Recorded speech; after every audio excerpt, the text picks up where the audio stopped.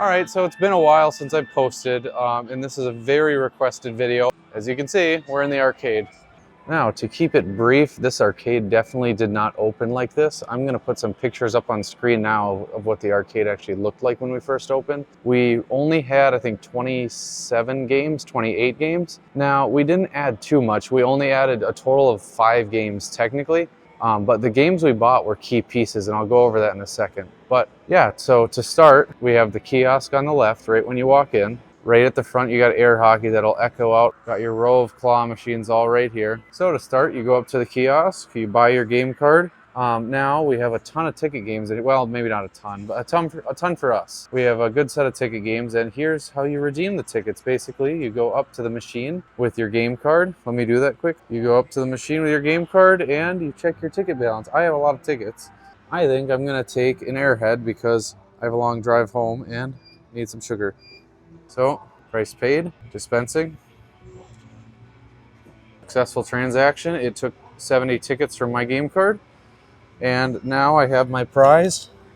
All good. Now, these machines do not always work that well. We have had a lot of issues with running items in coils. But yeah, it works. It works for us. It's a lot cheaper than doing some other stuff, so it really works. Now, to go down our wall of claw machines and our Neospin. So we got a Neospin with some cool prizes in there. Right there to start, you got Neo Cranes imported from China. Junk Food Duty on that one. Those are really cool. Just some basic large Mario. PS5 in this one. People like that one. And we got some generics, and we scattered in some flippable poop plush. Then this one's pretty popular. We got large 6-inch ducks in this one. Everybody loves those. And then we're kind of back to our cheaper claw section. So pretty much all that is a little more expensive to play. And then from the Let It Happen and on, it's a little bit cheaper. This row of 4 here. So Pokeballs, those are always good. Knobby balls, it's good for the kids to win those. They love to toss them around and have some fun. Then you got 2-inch ducks. This is a cheap game to play, and you win almost every time, so people like it a lot. Then, this is the same sucker machine as our first arcade. People seem to like it for some reason. I don't really know why. And then here's this. It's a capsule vending game. We basically get some prizes, put them in capsules, and we just vend them out. Straight up vend it. It isn't a game much or anything. Then, to continue on to the back wall. Now, I will be going back and playing some of the games, as I'm sure you guys will want to see that, so I'll add some timestamps throughout the video so you guys can skip ahead and kind of see what you want to see if you want to just watch the claw machine. So, start on the back wall, we got these basketballs. So these basketballs were actually one of the main things we added that really helped us get a boost in sales, because we did not open the best. Now, we're doing a lot better than we started. We're not quite where we want to be, but we're pretty good. All right, so it looks like the daily high score is 57 on that one. So we're gonna go and try to beat this quick. 57 should definitely not be too hard. I think I've gotten upwards of 70 or 80 on this thing. So let's see if I have it in me today.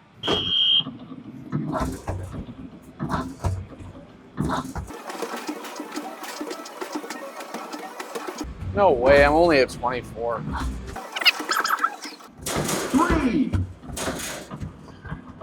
3. I got 54. Oh my God, I was 3 points away. There it is. No, I'm kidding. That's not high. Okay, we're getting it this time. I'm gonna go faster. That slow stuff really doesn't work. Layer number 1. I'm gonna go a lot faster.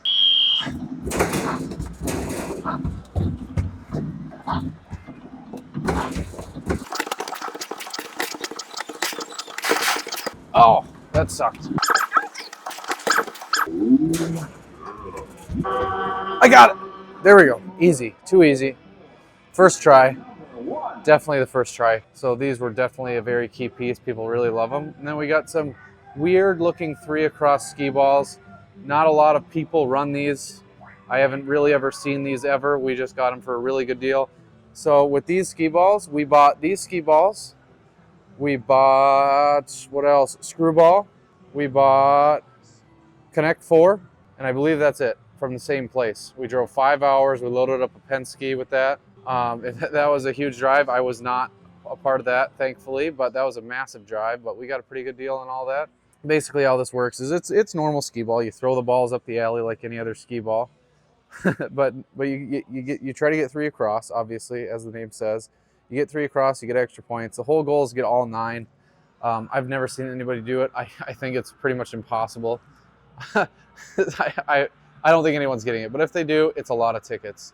But yeah, on to Jumpin' Jackpot. Everybody knows what Jumpin' Jackpot is. It's been around for 20 years. We got okay deal on it. People like it still. All right, if you guys want to know a 20-year-old hack, or however old this machine is, I'm sure most of you know this, but if you don't, this is the hack. Not a hack. It gives you a better advantage. So basically, this pad is not like weight, it's just a sensor. So as long as it sees a foot there, it thinks you're jumping. So you can just go back, use your toe, go like that. So you don't have to jump.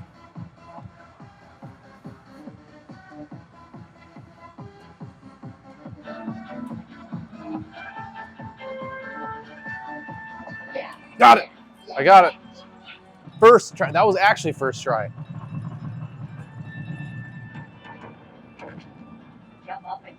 There we go. There we go. 150 tickets. Now this was one of our new additions right here. Dizzy Chicken. I really like this game. I'm actually going to give it a quick play here. Now who doesn't like this game? I mean, it's just simple. And it's very addicting, and you just hit the ball. It's technically skill. Oh my God, first try? Oh, I was a little bit past. This game takes some real skill, to be honest. So it's right there. We're gonna hit it a little lighter. That's red, that's red. Okay, so red gives you 100 tickets and a repeat play. But on the repeat play, you don't get the yellow and red, you only get blue. So it's either 10 tickets or 1,000 tickets. All right, so we're on repeat play. It put me way up there because it knows I'm gonna miss. Yeah, that's short. That's way short. All right, here we go. It has me far again. Ah, that's short again. Gosh. Still 30. All right, it has me kind of short. Well, no, that's medium. That's got it. That's got to have it. That's got to have it. Oh, come on. You cannot make that up. Oh, my gosh. One too far. Then, like I just mentioned, we have Screwball. That was in with the Skeeballs and the Connect 4. This was kind of a machine we weren't going for. With that deal, we were mainly focused on the Skeeballs and the Connect 4. But we ended up actually liking this Screwball. It does really well for us compared to some of the games in here, as I'm sure you can imagine. We have a lot of junk in here, if I'm being honest. But going on to the Monster Jackpots, everybody loves a Monster Drop. Monster Drop, Monster Jackpot, whatever it is. Oh, that's the Monster Jackpot. That's Monster Drop. Forgot about that. So this was the machine that we opened with, and it was not working. If you're an arcade operator or you know arcade operators, I'm sure they would tell you that this thing is an absolute nightmare to run, and they would tell you to never run it. We had issues with the belt. We had issues with the board. Even when we got the belt working, I drilled out a new spot for the belt, put it lower. It worked. And then a weekend, I realized the whole board was crapped out, so I contacted a person. He gave me a bunch of boards used, and it ended up working. So now we have one side that works. So if I go and tap this, it works. And weirdly, this thing never breaks. It's been 2 months since this has been fixed, and I've never had any ball jams like we were experiencing before. Never had a single issue. It works flawlessly. I don't really know what it is. Oh, we got 50 tickets. That's kind of insane. So yeah, here I'll actually show you how it counts it up. So you see it on the reader. Sadly, the Kiosk system is not fully developed yet with their whole ticket system, so you have to wait, and then it'll show you a screen right at the end. Yep, you got 50 tickets. So I wanted to count up tickets. We're working with them to do that. But yeah, so this right side is not working. Both the belt with the balls and everything, that's just doesn't work. It gets jammed after it's played 5 times. But that's even if it is working, which we can't get it to work. The reader doesn't interact with the board, right? Or not the reader. The wiring is all screwed up, I think, on the inside. So we're going to be going to that wiring. It's a complicated mess, and we just haven't had time to get into it. All right, so a little trick to this game is when the jackpot, there's a little nub on the jackpot. When that nub matches that yellow nub over there. So if you see there's like a way over there, there's like a little yellow nub that's kind of by the belt. If you hit that where the jackpot is, that'll give you a way better advantage. Oh, I was way late. Oh, that was right on there too. Here we go, this one. Oh, it was in there. That was way too soon on that one. Yeah, so if you guys can kind of see what I mean, it's right when that jackpot hits that yellow little nub that sticks out. So right, boom. Ah, all right, we got 3 plays loaded on this thing. That's all we're getting. We're gonna get the jackpot. Oh, almost monster. That would have been crazy. Oh, what? The ball was late on that. It was in there. Oh my gosh. All right, that's a sign to get out of here. So there is not a hack, but sort of a trick to this one too. Basically with Screwball, instead of just wailing like that, like most people do, you go back and forth because it redoes the momentum each way. Because if you just keep on going one way, the balls are just going to continue to go that one way. See, look at how easy that was.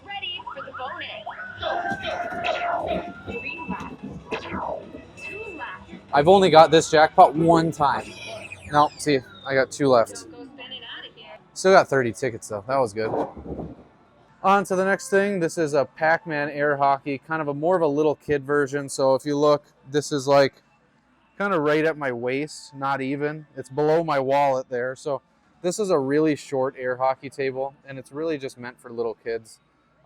We opened just with this one up at the front where that other air hockey table is, but now we moved this one to the back because we got that newer air hockey table, the bigger air hockey table. That one plays a lot better. This one, the puck goes flying. But the way this one works, it's actually really cool. It's got all the Pac-Man sound effects. Basically, puck comes out there, as any air hockey does, and it lights up. Every time you score, the entire game flashes a certain color. So blue scored, so blue got everything to light up great. And the coolest part about this is the sound effects. Every time you hit it, it makes a waka noise.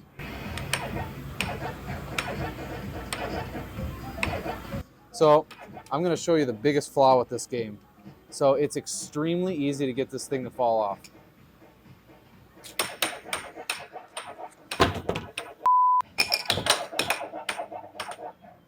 Just kidding, I can't get it to fly off, but we've had it probably 4 times a game the puck flies off and potentially hits someone, so we don't really like that. Now on to the next game, Pirates Hook. This is a ticket game, obviously. We got this for a decent deal, not the greatest deal, but it's a very modern looking game. Eunice, love that company, but people seem to really enjoy this game, especially little kids. Now on to probably a arcade lover favorite. It's an arcade lover favorite, probably goes between the Guitar Hero and the Pinball, but since the Pinball's newer, they would probably divert to the Guitar Hero because it's more of a classic. If you don't know what Guitar Hero is, I don't know why you're watching this video. Just kidding. But basically, you interact with the guitar, you hold down a color while you strum that, and you play a song. I don't know if I'm going to get copyrighted on the video for playing the music right now. I have no idea. We'll see. But yeah, this is, everybody loves this. So this was another one that we added after opening. And I'm sure you're thinking, wow, they sucked at opening. Yeah, we did. We didn't make any money. Well, we made some, but we made a lot more after we added all this stuff. And it's funny the level that you can go to, because we didn't really add that much. We added 5, 6 things out of a 32 machine arcade. So you go from 27 to 32. It doesn't sound like a big deal, but it's really makes a difference when you fill up a wall, because this wall was not filled at all. Now it is. Same with this right wall. Same with the middle. I mean, same with everything. Nothing was really filled until now. So right now, as you can see, we have a ton of open space in the middle here. We're really trying to fill that up, but obviously things are expensive, so whatever. But we have a lot of plans down the road. We're adding 25 claw machines over here. We're gonna make like a claw alley. This is gonna go over to the side here. And then we're gonna make sort of a ticket area back here. We're gonna have 2 pods of machines here with ticket games. So yeah, it's gonna really turn into a cool place in here. But on to the next one, Deal or No Deal. Guess down in the comments how much you think we got the Deal or No Deal for. And it's a special edition Deal or No Deal with like a spinning wheel at the top. Guess down below how much you think we bought that for. I guarantee you won't guess. I guarantee you won't be right. Now, a super annoying thing with this Pac-Man is that an alarm goes off and it throws an E3 error every single time the puck isn't in the freaking pocket. Thankfully, you're able to start a game if it's throwing that error, but still annoying. On to the next one. the Dead Heats and the SnoCrosses, I'm going to kind of do these together. They came from the same place. My dad went and got these from 5 hours away. The SnoCrosses were actually in perfect condition. We got them for a really good deal. But the Dead Heats, oh my gosh, they're a wreck. I'm going to put some photos up on the screen now of us refurbishing them.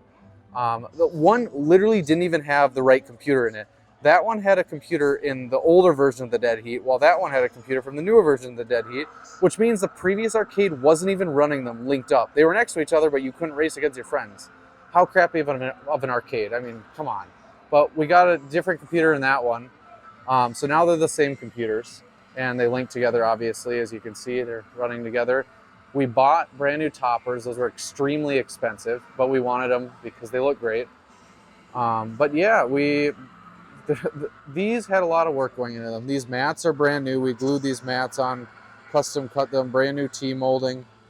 Everything on here was redone. The stickers are new. My dad wired in new lights on each individual speaker, completely refurbished the entire things. This is probably the cleanest set of Dead Heats you'll ever find. And when we bought them, they were probably the most wrecked set of Dead Heats you'll ever find. So yeah. But yeah, with these SnoCrosses, there's not a lot to go over because they're fine. There's nothing wrong with them. I think all we replaced was the plastics on the motorcycles, but even those weren't that bad.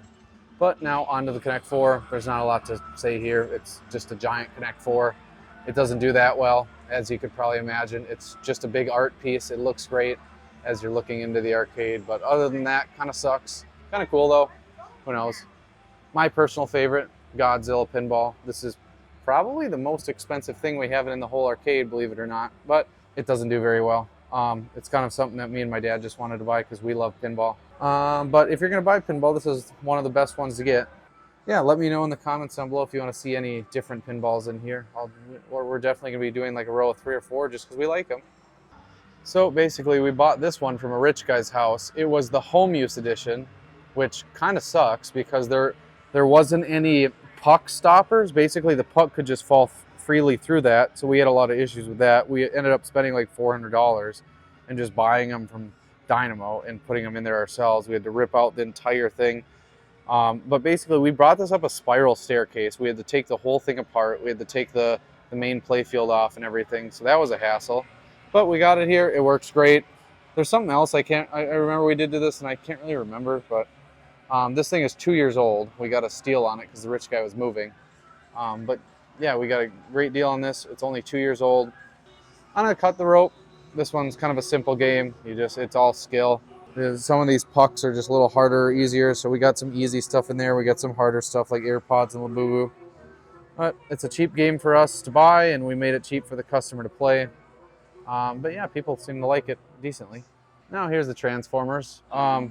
We have one at the other arcade. They do okay. One of them is hanging on for dear life. I know the metal on that one is so frail that it keeps on bending. My dad keeps on taking it apart and bending the metal back, but the metal's been so bent over time that he can't really get it to just stay in that right position. So we're probably just gonna have to buy a brand new metal piece because the way these are designed is the kids can just go like that. And they do. They come in here and loiter, and the kids just slam on them. And then the metal gets all bent. And then the wires get wrecked, and there's all sorts of stuff. But for people that come in here and pay, oh, they love them. This thing's awesome. It's a really fun game. We're going to be getting a Jurassic Park shooter in here just like we have at the other arcade. We really like these shooters. Kids really like them. Adults really like them. There's something fun to do that it doesn't really cost us a lot to maintain.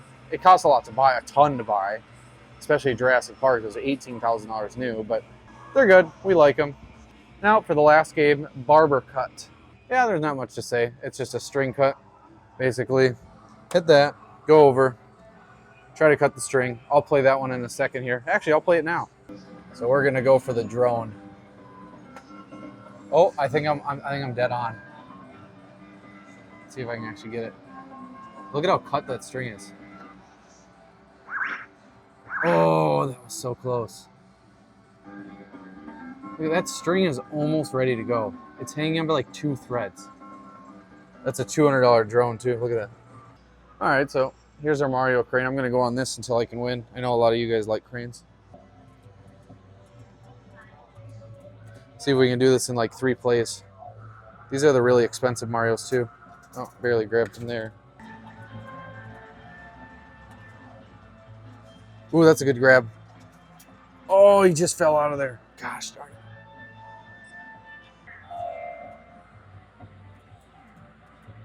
it. Got him. 4 plays. Took us 4 plays to get that thing. Sweet. This is the large 12-inch Mario too, so it costs us a good chunk of money for that thing. If you haven't already, make sure to go down there and like and subscribe. We're trying to grow this channel. We're going to get this channel to 10,000 subscribers before you even know it. But without further ado, click on this video here. I'm going to do a full day in the life of running both of these arcades, my first one and the second one. Running both the arcades, a full day in the life of everything that goes on. Make sure to click the video here to go see that. But yeah, I'll see you guys all in the next video. Peace.